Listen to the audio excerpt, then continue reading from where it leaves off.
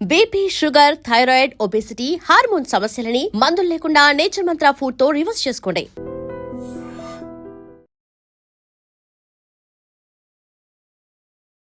To maintain your voice మీరు ఇవి తినకూడదు అవి తినకూడదు అన్ని పాటిస్తారా? ఐస్ క్రీమ్ తినకూడదు, ఐస్ క్రీమ్ ఏం తినను అసలు తినరా? నిజంగానే చేడు నిజంగా చేస్తారు. నాకు లేదు ఇప్పుడు చాలా ఇయర్స్ నుంచి ఎలా తినకుండా ఇప్పుడు నాకు దాని మీద ఇష్టం కూడా లేదు,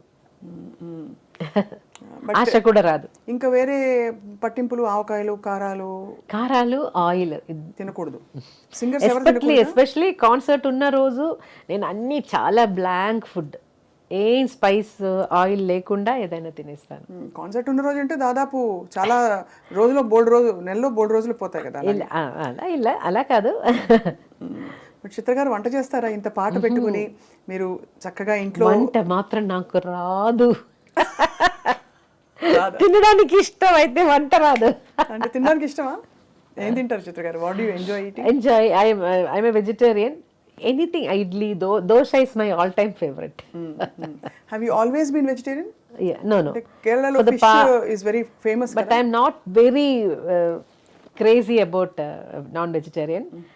నాకు కొంచెం ద నీట్నెస్ చాలా ఇంపార్టెంట్. బిర్యానీ అంటే నాకు I don't like biryani because చూడ్డానికి అది ఫ్లెష్ అన్నీ ఇలా కలిపి చూడడానికి నాకు అది నచ్చలేదు. సో నాన్ వెజ్ తినే టైంలో ఏదైనా నీట్గా ఉన్న ఒక పీస్ మాత్రం తింటాను అంతే. చికెన్ అంటే అది ఇప్పుడు ఒక 12 years నుంచి నేను ఐఎమ్ ప్యూర్ వెజిటేరియన్. సో చిత్ర గారు, ఈ ప్రయాణంలో ఎస్పి బాలసుబ్రహ్మణ్యం గారు మీతో కలిసి ఎన్ని పాటలు పాడారు. ఒక్కసారిగా కోవిడ్ వచ్చి ప్రపంచాన్ని కుదిపేసింది. ఆ సమయంలో మీరు కూడా చాలా ఆందోళన పడ్డారు. You gave your prayers. ఒక వీడియో బయట వచ్చింది, అంటే అందరూ చూసాం. How did you feel about life? ఎందుకంటే మ్యూజిక్ ఒక ఫిలసాఫికల్ యాటిట్యూడ్ తీసుకొస్తుంది మనలో తెలియకుండానే. But at the same time కష్టం మన వాళ్ళకి ఎలా అయినప్పుడు కష్టం కూడా వేస్తుంది. యాక్చువల్లీ బాలు గారు always use to say I will live minimum 90 years because his family life span is so big. Mother కూడా ఆల్మోస్ట్ షీ వాస్ 100 దగ్గర వచ్చిన తర్వాత షీ పాస్డ్ అవే. సో అలాగే బాలు గారు he always use to say I have a long life అని. అప్పుడు కూడా when he was hospitalised we all thought he's a good fighter and he will come back.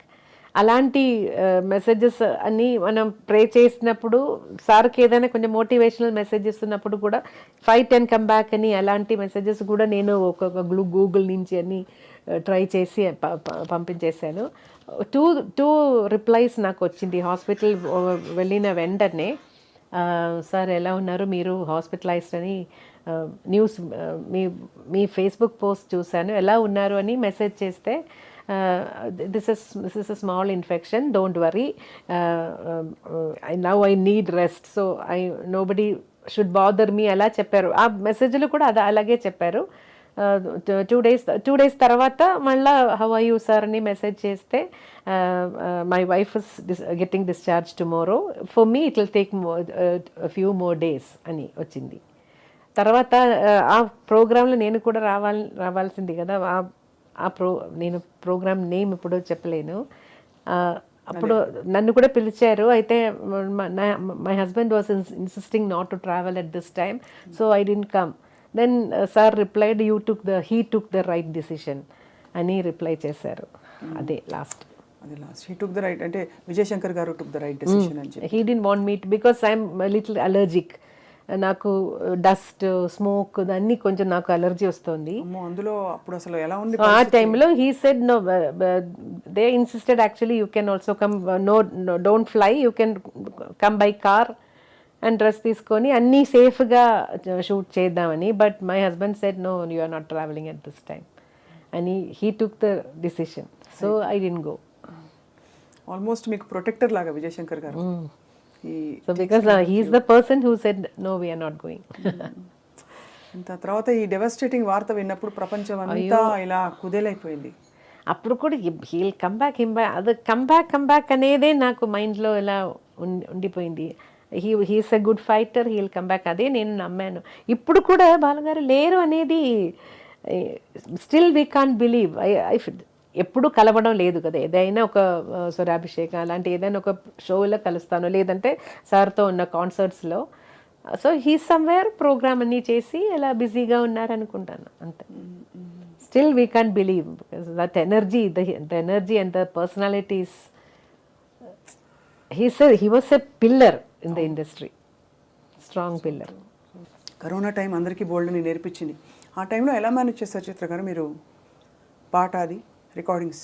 Actually Covid టైంలో first 2 weeks అన్నీ చాలా relax అయిపోయి films అన్నీ చూసేసి చాలా రిలాక్స్డ్గా ఉన్నాను. తర్వాత 2 weeks అని తర్వాత అయ్యో ఏం చేద్దాం ఇప్పుడు, ఏం చేయడానికి ఏం లేదని ఒక చిన్న టెన్షన్ వచ్చింది. లైఫ్ ఎలా పోతుంది ఇలా వెళ్తే, ఇంట్లోనే కూర్చొని ఏం చేయాలని ఒక టెన్షన్ వచ్చింది.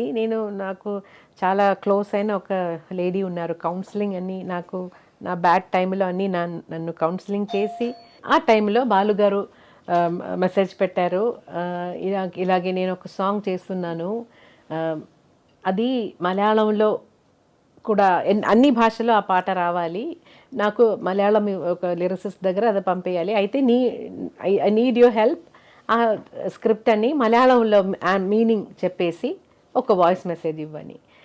సో లిరిక్స్ పంపించేశారు బాలుగారు, అలా చెప్పి తర్వాత అది నేను మలయాళంలో మాట్లాడేసి బాలుగారికి పంపాను. బాలుగారు అది రఫీక్ అహ్మద్ అని లిరిసిస్ట్ మలయాళంలో ఆ పాట రాసేసి, యూజువలీ సార్ మలయాళం పాడుతున్నప్పుడు డిక్షన్ కోసం బాలుగారు నన్ను అడుగుతారు, చిత్ర ఇది pronunciation, usually he has doubt in నా మలయాళంలో నా మూడు ఉంది,